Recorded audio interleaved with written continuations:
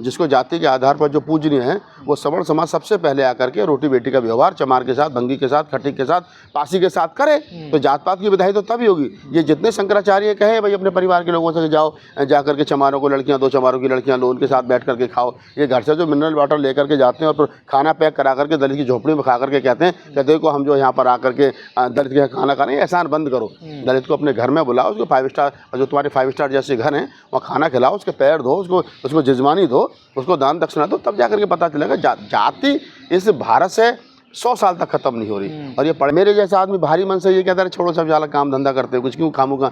इनको बीजेपी वालों से भी दुश्मनी लो, ये भी गाली बक रहे हैं, उधर बसपा वाले गाली बक रहे हैं कि राहुल को ढूंढो, तो हम तो दोनों तरफ से हमारी कुटाई पिटाई हो रही है। तो लिहाजा हमने बीजेपी और आरएसएस को भी उनके हाल पे छोड़ दिया, उनको भी शुभकामनाएं। और बसपा नेक्स्ट पीएम बहन जी वो भी प्रधानमंत्री बने, उनको भी शुभकामनाएं।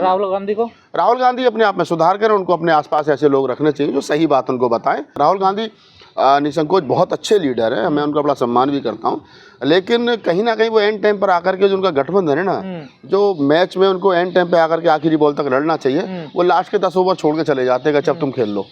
तो वो लास्ट के 10 ओवर में कहीं ना कहीं कांग्रेस और इंडिया गठबंधन जो है वो चुनाव हारा। आपके साथी तो गंभीर आरोप लगा रहे हैं सारे। नहीं, हमारे साथी जो गंभीर आरोप लगा रहे हैं उनके पास कुछ प्रूफ होंगे तो इसलिए वो लगा भी रहे हैं। मैं तो अभी 1.5 महीने से सोशल मीडिया से दूर हूँ, तो मुझे पता भी नहीं कि कहाँ किसके पास क्या सबूत है।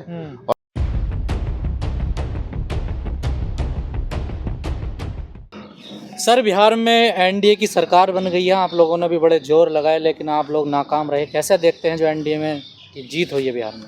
रणभूमि के मैदान में जो लोग एंड तक, अंत तक डटे रहते हैं, मैं समझता हूं कि वो लोग युद्ध के मैदान में युद्ध जीतते हैं। निसंकोच कह सकते हैं कि इंडिया गठबंधन, एनडीए ने बहुत अच्छा चुनाव लड़ा। और चाहे तो उसमें आप मोदी जी का नाम ले लीजिए, अमित शाह का नाम ले लीजिए, सुशासन बाबू का नाम ले लीजिए, जितने लोग वहाँ पर हैं तमाम लोगों ने मेहनत की। और जनता का जो जनादेश है वो शर्माते हैं, उसमें किसी को ज़्यादा दिक्कत नहीं होनी चाहिए। इंडिया गठबंधन ने बेहतर किया होता तो उनकी सरकार बनी होती, अब एनडीए ने बेहतर किया तो उनकी सरकार बनी है। तो इसको स्वीकार करना चाहिए, और लोकतंत्र में जीत हार लगी रहती है। आज ये सरकार में है, कल दूसरे सरकार में होंगे, परसों तीसरे सरकार में होंगे। यही देश है। इसी देश के अंदर एक नारा लगता था, India is Indira, Indira is India.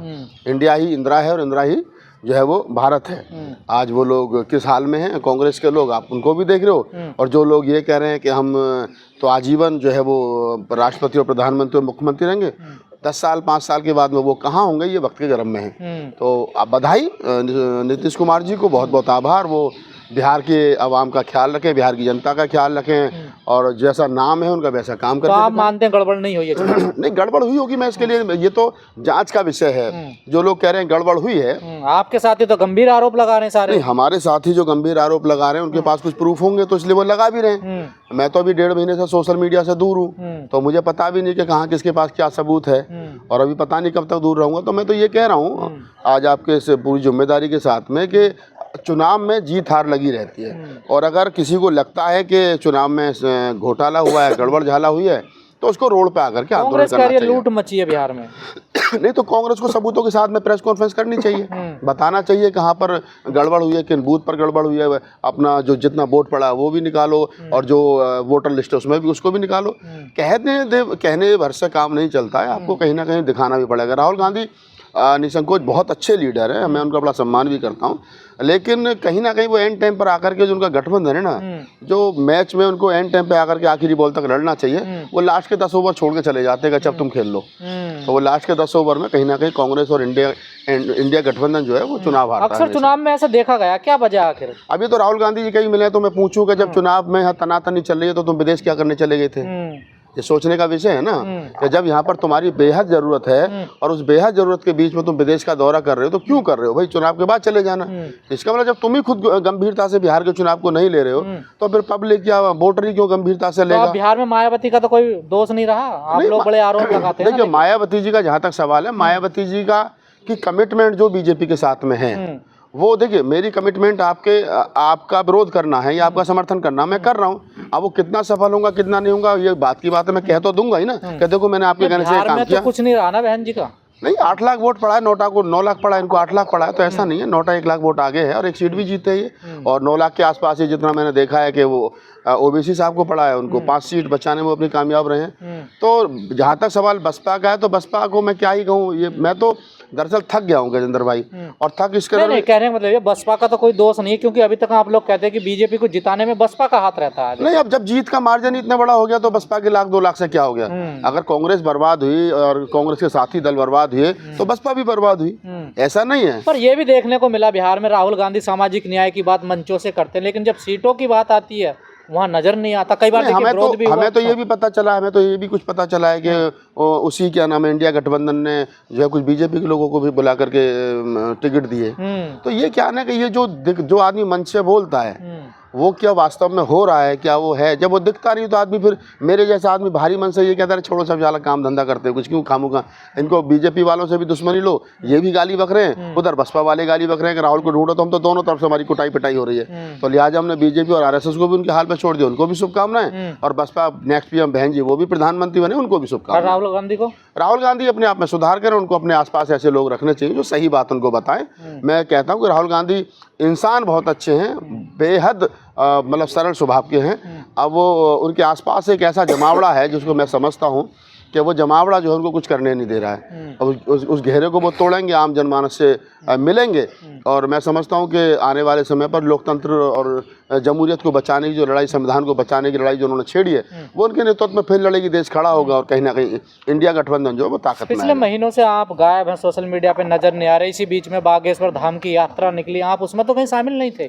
हाँ, ये तो बागेश्वर धाम की जो यात्रा है वो देख सकते हो। हालांकि हमारे समाज के लोग बहुत जल्दी रंग बदलते हैं, जिधर उनको फायदा चले जाए, तो बहुत सारे लोग मैंने देखे हैं कि बागेश्वर धाम की यात्रा में भी थे, लेकिन मैं कहीं नहीं था, मैं अपने घर था, और मैं भी कुछ घर के परिवार के काम में बिजी हूँ।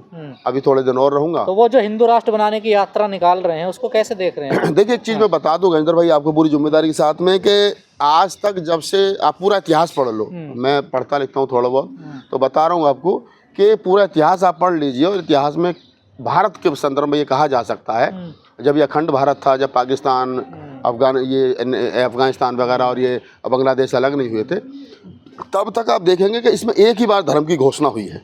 वो सम्राट अशोक के समय पर इसको बौद्ध राष्ट्र बनाया गया था।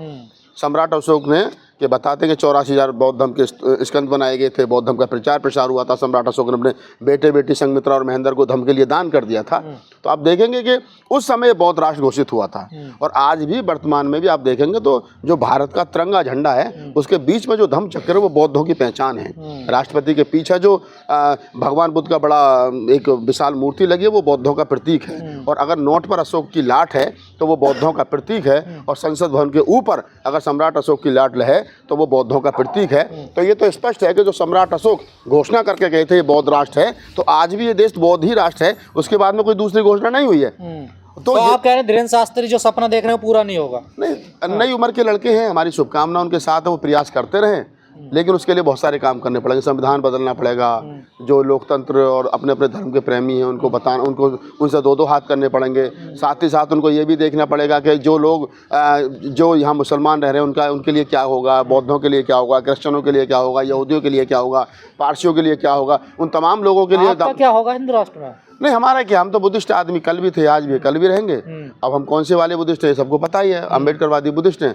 हिंदू राष्ट्र, प्रत्येक अम्बेडकरवादी को चाहिए कि वो हिंदू राष्ट्र का विरोध इसलिए ना करे कि उसकी किसी से दुश्मनी है, वो हिंदू राष्ट्र का विरोध इसलिए भी करे कि उसका लोकतांत्रिक अधिकार है, संविधान में उसको अधिकार दिया गया, और बाबा साहब डॉक्टर अम्बेडकर ने खुद कहा है कि हिंदू राष्ट्र भारत के लिए अभिशाप होगा। तो अगर हम अपने आप को अम्बेडकरवादी कहते हैं तो मोदी जी भी इसी देश के नागरिक हैं, और तमाम अमित शाह तो खुद जैन समाज से आते हैं, वो तो खुद क्या नाम है, पहले अमित शाह से ये सवाल पूछा जाए कि आप तो जैन समाज से आते हैं, आप तो खुद अल्पसंख्यक हैं। तो एक हिंदू धर्म की शाखा ही है ना। नहीं, अब ये कह देना तो अलग है ना, अगर शाखा है तो फिर अलग क्यों हुआ? बौद्धिस्ट उसी शाखा से निकले। नहीं, ये कह देना कि हम बौद्ध धर्म भी उन्हीं के हैं, और ये दिगंबर और पीताम्बर भी उन्हीं के हैं, और फिर तो मुसलमान भी है, तो कन्वर्ट है, तो फिर जब सब है ही उनके, तो फिर झगड़ा किस बात का है? फिर क्यों भगवान बुद्ध की मूर्ति तोड़ी जा रही है, क्यों बाबा साहब की मूर्ति तोड़ी जा रही है? हमें हिंदू राष्ट्र नहीं चाहिए, विचारों में हिंदू राष्ट्र चाहिए। तो विचार तो रोज फैला ही रहे हो, क्या दिक्कत है? सारा मीडिया इनके साथ है, लेखक, साहित्यकार, पत्रकार सब लोग उनके साथ हैं, तो विचारों में तो कोई कमी है नहीं। अब ये बात अलग है कि इनके विचारों को लोग सुन नहीं रहे हैं, लोगों ने कान में डट्टक लगा लिए, घर जाकर सो जाते हैं, उन्होंने टीवी बंद कर दिए।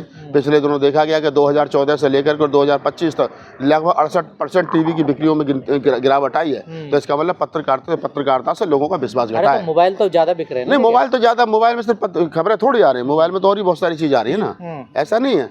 तो आप इस चीज़ को समझिए गजेंद्र भाई कि ये जो लोग काल्पनिक ख्वाब देख रहे हैं, मेरी तो शुभकामनाएं हैं बाबा बागेश्वर को भी, वो लंबी उम्र जिए और जीवन पर्यंत इस प्रयास को करते रहें। और जब वो 90 साल के होंगे, मैं भी कभी वो 80 साल का। आप ही की तो बात कर रहे हैं, जात पात की करो विदाई, हिंदू हिंदू सब भाई भाई, आप भी तो यही चाहते हैं ना। मैं तो कह रहा हूँ ना कि भाई जब सवर्ण समाज जो है, जिसको जाति के आधार पर जो पूजनीय है, वो सवर्ण समाज सबसे पहले आकर के रोटी बेटी का व्यवहार चमार के साथ, भंगी के साथ, खटीक के साथ, पासी के साथ करे, तो जात पात की विदाई तो तभी होगी। ये जितने शंकराचार्य कहे भाई अपने परिवार के लोगों से जाओ, जाकर के चमारों को लड़कियां, 2 चमारों की लड़कियां लो, उनके साथ बैठ करके खाओ। ये घर से जो मिनरल वाटर लेकर के जाते हैं और फिर खाना पैक करा करके दलित की झोपड़ी में खा करके कहते हैं कि देखो हम जो यहाँ पर आकर के दलित के खाना खा रहे हैं, एहसान बंद करो। दलित को अपने घर में बुलाओ, उसको 5 स्टार, जो तुम्हारे 5 स्टार जैसे घर हैं वहाँ खाना खिलाओ, उसके पैर धो, उसको जिजमानी दो, उसको दान दक्षिणा दो, तब जाकर के पता चलेगा जाति इस भारत से 100 साल तक खत्म नहीं हो रही। और ये पढ़े लिखे थोड़े बहुत जो इंटेलेक्चुअल बुद्धिजीवी लोग हैं, ये प्रयासरत है कि कुछ बेहतर हो जाए, क्योंकि उनको भारत की जमहूरियत को, संविधान को, सबको बचाना है। तो वो लोग हमारे जैसे, आपके जैसे लोग बोल रहे हैं, लेकिन हम भी लोग कब तक बोलेंगे? एक समय है, कोई सब समाज तो पैसा बोलने का देता नहीं है, और नौकरी हम लोग कर नहीं रहे हैं, तो बच्चे तो सबके बड़े हो रहे हैं, पेट सबके, भूख सबको लगती है, लिहाजा आज निकल एक दिन थक के बैठ जाएंगे, तो सब हर आदमी अपना अपना काम। राहुल नागपाल थक गए? नहीं, थके नहीं है, लेकिन हाँ इतना जरूर तय है कि जब हमारे लोग भी हमारी बात नहीं सुन रहे हो, हमारे बदले से लग रहे हैं आपको कुछ, क्या बीजेपी की तरफ से? बदले से कुछ नहीं लग रहे हैं, सिर्फ इतना है, सुर बदले नहीं लग रहे हैं, तेवर भी वही और शब्द भी वही है। कहने का तरीका है, अगर मेरे लोग मेरा विरोध कर रहे हैं, मेरे लोग भी राहुल नागपाल को दलाल और ये और वो पता नहीं क्या क्या कह रहे हैं, और RSS और बीजेपी के लोग भी मुझे लठ लेकर के ढूंढ रहे हैं, तो फिर मैं किसके लिए और क्यों गाली खाऊं भाई? मेरा क्या मतलब है? ये बसपा वाले भी मुझे गाली दें, वामसेप वाले भी मुझे गाली दें, ये जितने संगठन चल रहे हैं ये भी सारे मुझे गाली दें। इसके थ्रू रास्ता है उधर जाने का?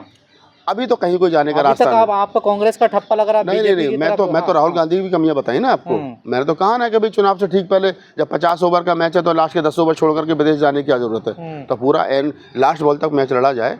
तो राहुल गांधी बहुत अच्छे इंसान हैं, इंडिया गठबंधन में बहुत अच्छे नेता भी हैं, लेकिन चाहिए था कि मैच को फिनिश किया जाए। राहुल गांधी फिनिशर नहीं है, जैसे भारतीय क्रिकेट टीम में महेंद्र सिंह धोनी को कहते हैं ना बेस्ट फिनिशर हैं, तो इस प्रकार से रिंकू सिंह हैं, ये तमाम लोग हैं। तो राहुल गांधी मैच बहुत अच्छा खेलते हैं, टॉस भी जीत लेते हैं, लेकिन वो फिनिशर नहीं है, उनको फिनिशर बनना पड़ेगा। नागपाल जी, कांग्रेस के बाद में का अगला ठिकाना क्या है आपका? कहाँ जाएंगे? नहीं, मेरा कोई ठिकाना नहीं, मैंने कांग्रेस की सदस्यता तो कभी नहीं। कांग्रेस से कहाँ जाएंगे? नहीं, आपका सवाल ही गलत है। मैं बसपा में था, नो डाउट, 4 महीने बसपा में रहा, ये भी सच है, लेकिन उसके बाद में मैं कांग्रेस में कभी गया नहीं। मैंने कांग्रेस की कोई सदस्यता नहीं। आप कांग्रेस की? नहीं, कभी हमने बैटिंग नहीं की कांग्रेस की। राहुल गांधी अच्छे इंसान हैं, उनकी आज भी तारीफ है, बहन जी ने जो अच्छे काम करे उनकी भी तारीफ, अखिलेश यादव भी तारीफ कर रहे हैं, मोदी जी अगर हमारे लिए कुछ अच्छा काम भविष्य में करेंगे तो उनकी भी तारीफ करेंगे। अभी तक तो कुछ किया नहीं।